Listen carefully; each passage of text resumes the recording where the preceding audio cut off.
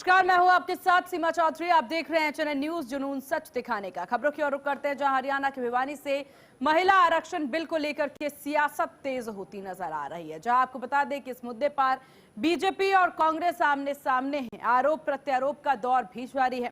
कांग्रेस नेता बलवीर सरोहा ने बीजेपी पर बड़ा हमला बोलते हुए कहा कि 2023 में पास हुआ महिला आरक्षण बिल अब तक लागू नहीं किया गया।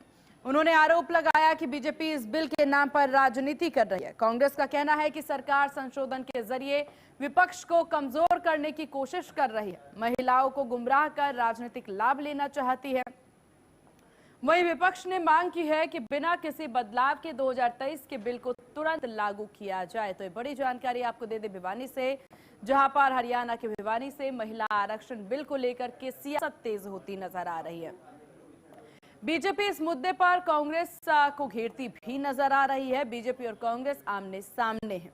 वार प्रतिवार का सिलसिला भी जारी है। कांग्रेस नेता बलवीर सरोहा ने बीजेपी पर बड़ा हमला बोलते हुए कहा है कि 2023 में पास हुआ महिला आरक्षण बिल अब तक लागू क्यों नहीं किया गया।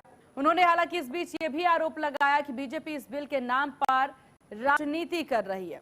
कांग्रेस का कहना है कि सरकार संशोधन के जरिए विपक्ष को कमजोर करने की कोशिश कर रही है, महिलाओं को गुमराह करके राजनीतिक लाभ लेना चाहती है।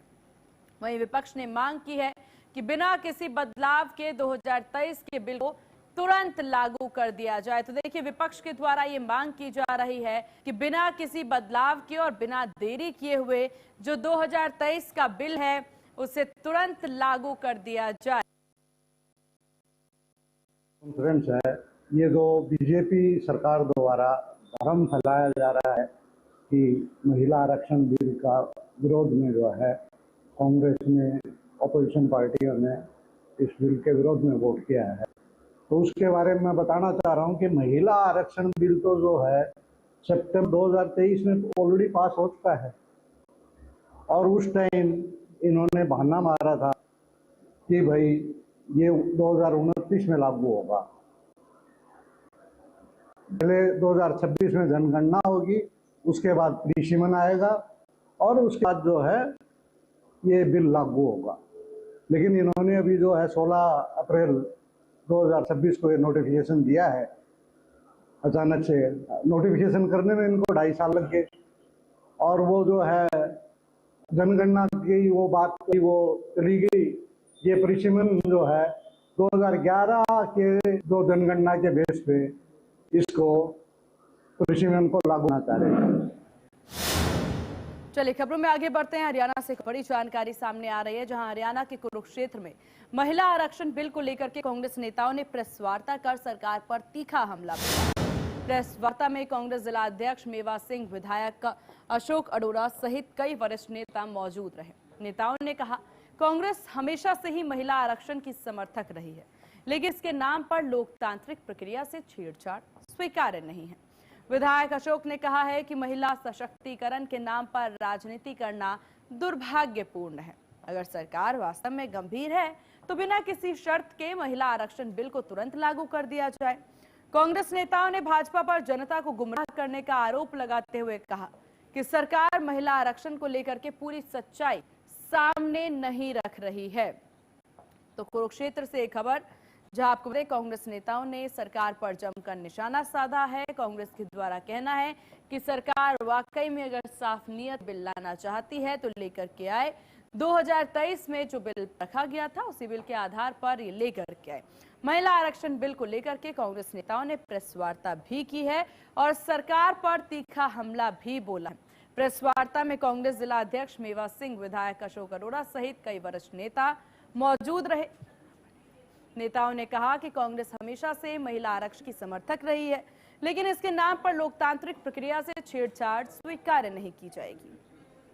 पिछले कुछ दिनों से भारतीय जनता पार्टी ने कांग्रेस पार्टी को बदनाम करने के लिए महिला आरक्षण के नाम पर एक एजेंडा चला कि कांग्रेस पार्टी ने महिला आरक्षण बिल पास नहीं होने दिया, जबकि नीयत भारतीय जनता पार्टी की खराब थी। 2023 में महिला आरक्षण बिल पास हो चुका था। 2023 से अब भारतीय जनता पार्टी ने इसको क्यों नहीं लागू किया? 2023 में सर्वसम्मति से ऑल पार्टी ने महिला आरक्षण बिल को पास कर दिया, लेकिन आज तक भारतीय जनता पार्टी ने इसको लागू नहीं किया।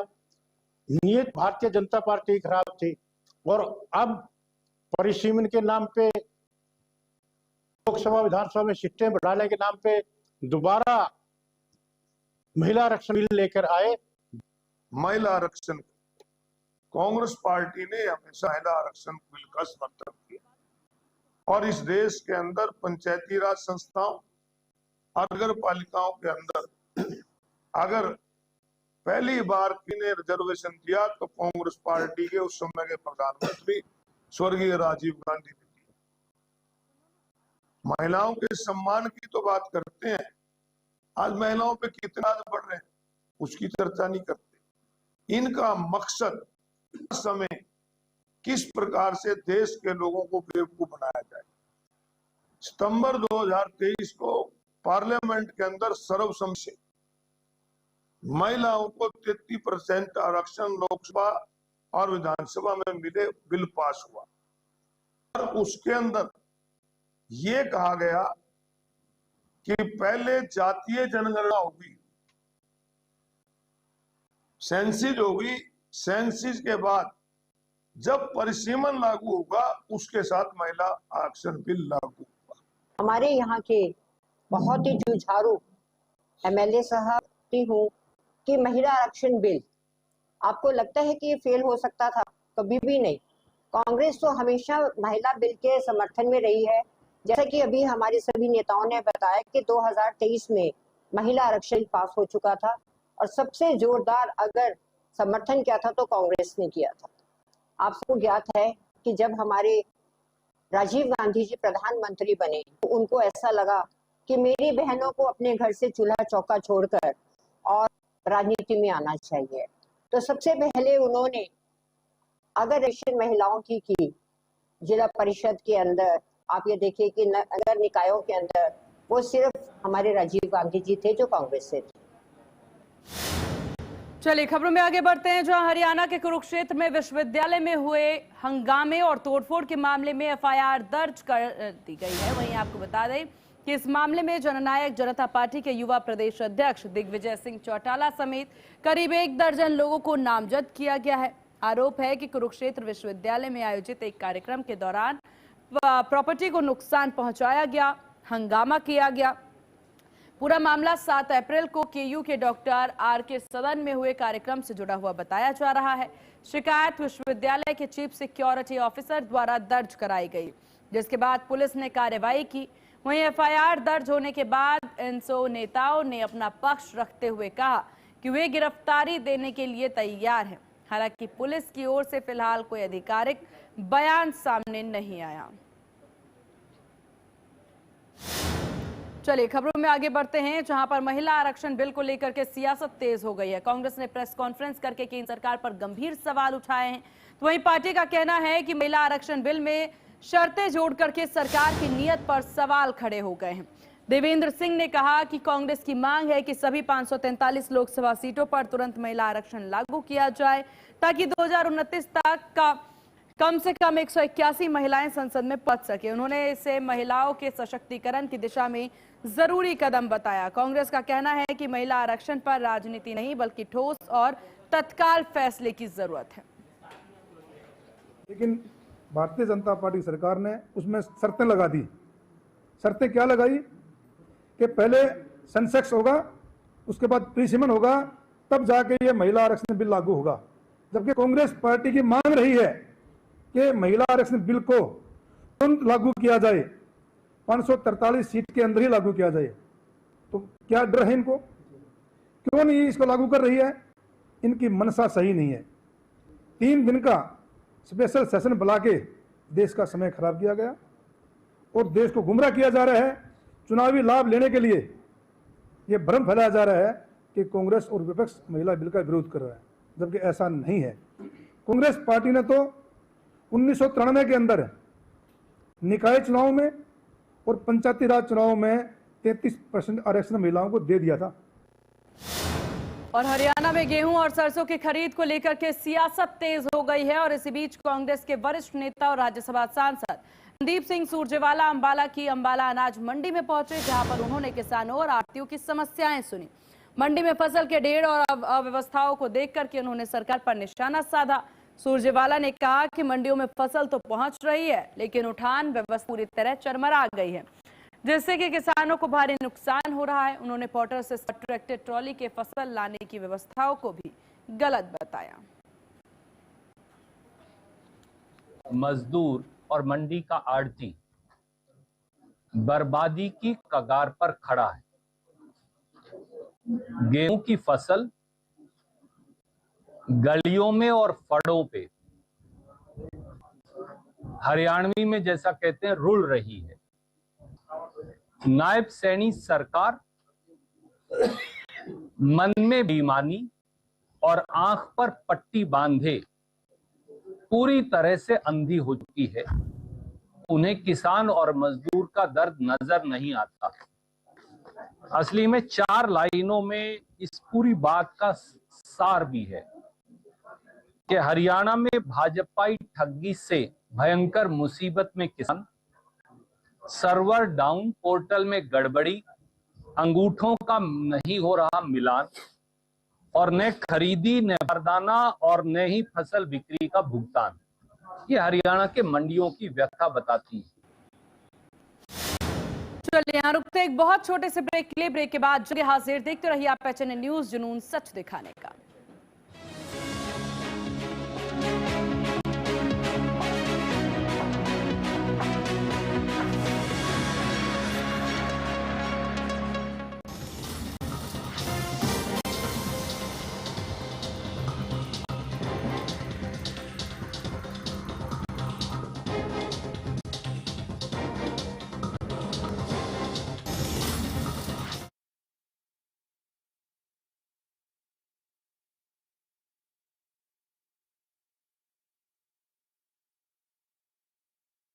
आइसक्रीम खाओगी? जंगल में आइसक्रीम मिलती है। समर कूल रेफ्रिजरेटर, आप अपनी ड्यूटी निभाओ, ये अपनी ड्यूटी निभाएगा। समर कूल, लाइफ बनाए वंडरफुल। गोल्डी हिंग का तड़का लगे तो सभी दबा के खाते हैं। गोल्डी हिंग, कण कण में जान।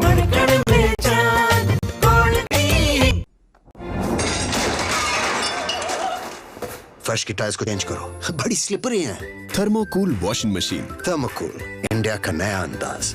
साहसिक खेलों के लिए उत्तराखंड पर्यटकों की पहली पसंद बन गया है। पहाड़ से नीचे उतरती गंगा नदी के तेज बहाव में रोमांचक राफ्टिंग पहले से ही राज्य की एक पहचान है। उत्तराखंड सरकार के प्रयास से गंगा के बाद काली नदी में भी राफ्टिंग का रंग जमने लगा है। ये वो है जहां एडवेंचर कभी खत्म नहीं होता। सीएम पुष्कर सिंह धामी के प्रयासों से चंपावत की काली नदी में भी राफ्टिंग का रोमांच दिखने लगा है। साहसिक खेलों के विस्तार की असीम संभावनाओं को देखते हुए सरकार ने कई प्रयास किए।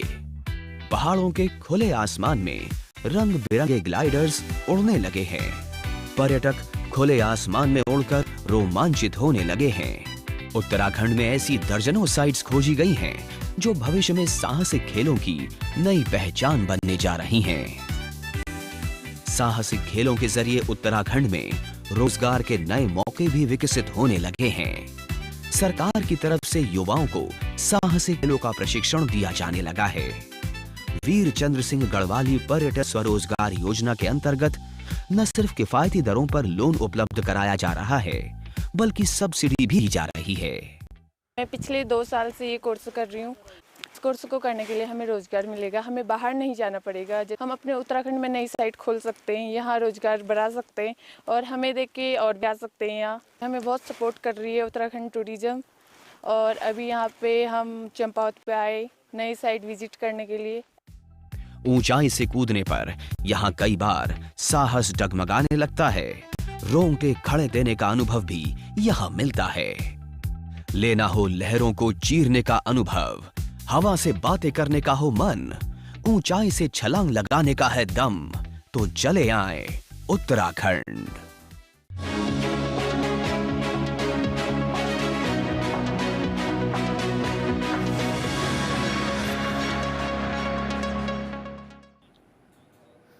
और और ब्रेक के बाद एक बार फिर से स्वागत है आपका। आप देख रहे हैं चैनल न्यूज जुनून सच दिखाने का। खबरों की ओर रुख करते हैं। हरियाणा के भिवानी में किसानों का गुस्सा एक बार फिर से सड़कों पर फूट पड़ा है, जहां पर अखिल भारतीय किसान सभा और अन्य किसान संगठनों के बैनर तले किसानों ने मंडी कार्यालय बाहर जोरदार धरना प्रदर्शन किया। किसानों ने आरोप लगाया कि मंडियों में बायोमेट्रिक जैसी शर्तें लागू कर खरीद प्रक्रिया को जटिल बनाया जा रहा है, जिससे उन्हें भारी परेशानी हो रही है। साथ ही उन्होंने बीमा क्लेम में गड़बड़ी और फसल नुकसान के बावजूद न मिलने पर भी किसानों ने सरकार पर गंभीर आरोप लगाए हैं। संयुक्त किसान मोर्चा के आह्वान पर हमारे किसान मोर्चा की संगठन है, आज उनकी अध्यक्षता में एक ये धरना पूरे प्रदेश में चला हुआ है। अनाज मंडियों में मार्केट कमेटी के अंदर आज हमारा प्रदर्शन है। इसमें भी गेट को ताला लगाकर हमारा 11 से 2 बजे तक का ये प्रदर्शन है।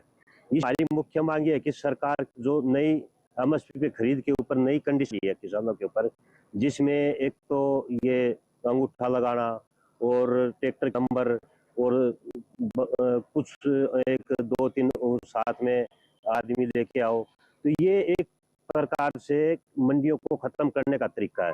जो कानून थी लाई थी और किसानों ने संघर्ष करके उनको वापस करा था, वो छोटा रूप है। मैं ऑल इंडिया किसान खेत मजदूर संगठन का जिला कमेटी का सदस्य, संयुक्त मोर्चा की जो साझा कमेटी है उसका भी जिला कमेटी सदस्य हूँ। आज ये संयुक्त मोर्चा की तरफ से, साझा मोर्चा की तरफ से प्रोग्राम है और ये भिवानी में नहीं, जो हरियाणा में जितनी मंडियां हैं उन पर ये प्रोग्राम है। और एक जबरदस्त किसानों की समस्या, यहाँ कहीं तो बारदाना नहीं है और बारदाना जाए तो मंडी के भीतर जाने नहीं देते। गरीब किसान के पास ट्रैक्टर नहीं इसका देगा और जिस किसान के पास दादे के नाम जमीन है, पोते बेचना आएंगे वो खाट में, वो कहाँ अंगूठा लगाएगा। जब जमीन नाम है उसी के तो ऑनलाइन होगा, तो ऑनलाइन और बिक्री में ये इतनी दुविधा पैदा कर दी। आज किसान इस हालत में कि वो कहाँ जाए, कहाँ उस गेहूं को गिरे, उसको कौन खरीदेगा, आज किसको वो पैसे देगा बेच के। आज ये पूरे हरियाणा ये प्रदर्शन है मंडियों के अंदर 11 से 2 बजे तक का, क्योंकि सरकार की जो नई नीतियाँ लेकर आई सरकार, तो किसान विरोधी और ये मजदूर विरोधी है। नहीं, मजदूर विरोधी है, क्योंकि मंडियों के अंदर पहले जो अनाज आकर था उसमें जिसल पैदा कर दी, किसान अपनी शांति से बेच सकता है। आज जो कंडीशन लगाई है, विरोध करें, ये कहा गेट पास लेके आओ। और मतलब आज समाज के अंदर जो अपने दादे परदादा के नाम जमीन होती थी वो चलती आ रही है। सरकार इस तरह की लिया है कि जिसके नो लेगा। आज के दिन तो लोग ठेके पे भी लेकर जमीन बेच रहे हैं, संसाधन भी लोगों का, वो किराए पर ट्रैक्टर लेकर आते हैं। इस तरह की जो कंडीशन ला दी, वो किराए पे लेकर आवे, वो फसलें नहीं बिक रही, ना या कोई बारदाना है, तरपाल वगैरह जो कोई सुविधा नहीं यहाँ पर। चलिए खबरों में आगे बढ़ते हैं, जहां हरियाणा के यमुनानगर में संयुक्त किसान मोर्चे के आह्वान पर किसानों ने मार्केट कमेटी कार्यालय पर तालाबंदी का 3 घंटे तक धरना प्रदर्शन किया। रादौर मार्केट कमेटी कार्यालय पर भी बड़ी संख्या में किसान एकत्र हुए और सरकार की नीतियों के खिलाफ गुस्सा भी जाहिर किया। भारतीय किसान यूनियन के जिला अध्यक्ष सुभाष गुर्जर और किसान आपको बता दें जर्नैल सिंह सागवान ने बायोमेट्रिक किसान विरोधी बताया, इसे खत्म करने की मांग की। किसानों ने चेतावनी दी कि मांगे न मानी गई तो आंदोलन और तेज होगा। ये घेराव इस बात को लेकर किया जा रहा है, एक तो ये जो नई नई शर्तें थोपकर मतलब हमारे किसानों को परेशान कर रही है। पिछले साल शर्तें कुछ और थी, अब शर्तें कुछ और हैं, कहीं बायोमेट्रिक हैं, कहीं अंगूठे की वेरिफिकेशन है। इसके अलावा फिर नमी की मात्रा, मौसम की मार जो पड़ी हुई है, इस मौसम की मार में भी अब ये नमी, बताइए हम क्या करेंगे। बारिश हो जाती है तो किसान क्या कर सकता है। तो किसान को राहत मिलनी चाहिए। किसान की जो आय दुगनी वायदा किया था कि हम किसान आय 2022 तक दुगनी कर देंगे, वो 2022 भी जाली, अब तो 2026 में है। आय तो दुगनी हो, लेकिन नई नई शर्तें थोपकर किसानों को परेशान कर रहे हैं। किसान मोर्चा के आह्वान पर जो ये बायोमेट्रिक प्रणाली है, किसान को काले कानून है मंडियों में, जो मंडियां खत्म करने का सरकार की मंशा है, किसान को बढ़ने की मंशा है। आज उसके विरोध में छोटे से नोटिस पे पूरे प्रदेश आज मार्केट कमेटी कार्यालयों के राज्यों का घेराव करना है और तालाबंदी करना है। आज हमारे जिला यमुनानगर में छछरौली, सडोरा, बिलासपुर और रदौर में आज ये का संयुक्त किसान के ऐलान जो था उसका आज सुचारू रूप से हमने ये काम किया है। और जो भी हमारे संयुक्त किसान मोर्चे का आदेश आया, हमारे किसान तैयार बैठे हैं। आज किसान सरकार से बहुत परेशान है, काले कानून से परेशान है। सरकार की मंशा किसान के प्रति ठीक नहीं है और ये जो बायोमेट्रिक प्रणाली है ये किसानों के डेथ वारंट है। चलिए खबरों में आगे बढ़ते हैं, जहां हरियाणा में छात्र राजनीति एक बार फिर से गर्मा गई है। भिवानी के चौधरी बंसीलाल विश्वविद्यालय में और NSUI ने संयुक्त छात्र महापंचायत कर विश्वविद्यालय में कथित भेदभाव के खिलाफ मोर्चा खोला। छात्र संघ का आरोप है कि भाजपा समर्थित संगठनों को कार्यक्रम की अनुमति दी, जबकि विपक्षी छात्र संगठनों को रोक दिया जाता है। तो नेता जयदीप गेरवाल और आपको बता दें कि NSUI ने कहा है कि हाल ही में हिसार विश्वविद्यालय में हुए मामले में दर्ज केस वापस लिए जाए। हमारी छात्र पंचायत थी और ये छात्र पंचायत चौधरी बंसीलाल विश्वविद्यालय भिवानी के अंतर्गत भी छात्र संगठन है, उनकी संयुक्त छात्र पंचायत। आप सबको पता होगा दिनों JJU में एक मामला हुआ था जिसमें JJP की छात्र इकाई INSO वो एक छात्र संघ करना चाह रही थी, जिसकी परमिशन VC ने नहीं दी। और जब वो VC से परमिशन लेने के लिए जब गए तो वो बैकडोर से एग्जिट कर जाते हैं और उनके ऊपर संगीन मामलों में अपराध में मामले भी दर्ज किए जाते हैं। लेकिन आप देखेंगे कि जब कोई भी इकाई ये कार्यक्रम करना चाहती है तो किसी भी हरियाणा की यूनिवर्सिटी में VC रजिस्टर उनको परमिशन नहीं देती है, लेकिन ABVP जब करना चाहती है तो उसको परमिशन मिल जाती है। ऐसा ही मामला कुछ महीनों पहले भिवानी की चौधरी बंसीलाल विश्वविद्यालय में भी देखा गया था। जो हिसार में जो हमारा 2-3 दिन पहले जो INSO पढ़ती है JJP पार्टी का एक कार्यक्रम था, क्योंकि यूनिवर्सिटी एक अड्डा बना, ये जो RSS के लोग बैठे ये अपना प्रोग्राम कर लो और प्रोग्राम नहीं होंगे। क्यों नहीं कर रहे? क्योंकि उनको पता है कि छात्रों से तो यूनिवर्सिटी है, ये जो RSS के लोग बैठे हैं 3 साल में बदल जाएंगे, सरकार आती जाती रहती, छात्र वहीं रहते हैं और छात्र है तो यूनिवर्सिटी चलेगी। छात्र नहीं है किसी यूनिवर्सिटी में, वाइस चांसलर क्या करेगा? मैं इसकी निंदा करता हूँ। जो हमारे भाइयों पर जो INSO भाई थे उन पर मुकदमे दर्ज उन्होंने किए, बिल्कुल जाति की गई है। और हाँ, ऐसे तो हम भी विरुद्ध हैं कि भाई नुकसान हम भी नहीं पहुंचाना चाहते कोई यूनिवर्सिटी का, हमारी किसी पार्टी कोई संगठन या कोई नुकसान पहुंचाता है पूछे, ये तो हम भी चाहते हैं कि भाई नुकसान नहीं हो। आज हमारे चौधरी बंसीलाल विश्वविद्यालय में छात्र पंचायत का आयोजन किया गया है। इसमें विभिन्न संगठनों के छात्रों ने पार्टिसिपेट किया और साथ साथ आम छात्रों ने पार्टिसिपेट किया है। जो हमारे JJU में जो हमारे INSO के साथियों के साथ अन्याय हुआ है उसके खिलाफ विभिन्न संगठन, हर वर्ग के आदमी इस चीज में हमारा सपोर्ट कर रहे हैं, हमारे समर्थन में आ रहे हैं। और सभी JJU यूनिवर्सिटी हिसार में क्या हो रहा है, वहां पे RSS को प्रोग्राम करना होता है, ABVP को प्रोग्राम करना होता है तो यूनिवर्सिटी गेट पर आकर उनका स्वागत करते हैं। लेकिन अगर किसी और छात्र संगठन को प्रोग्राम करना होता है तो वहां पे कोई परमिशन नहीं दी जाती। जैसे कि अभी कुछ दिन पहले हमारे INSO के साथी वहां प्रोग्राम कर चाह रहे थे तो उन्हें परमिशन नहीं दी जाती और वो उसका विरोध प्रदर्शन करते हैं तो उस पर केसेस लगा दिए जाते हैं। ये बिल्कुल गलत है। चलिए खबरों में आगे बढ़ते हैं, जहां हरियाणा के कुरुक्षेत्र में छात्र संगठनों ने यहां पर NIT प्रशासन के खिलाफ जोरदार प्रदर्शन किया। NSUI कार्यकर्ताओं ने NIT गेट के सामने पुतला फूंक करके प्रशासन के खिलाफ जमकर विरोध दर्ज किया।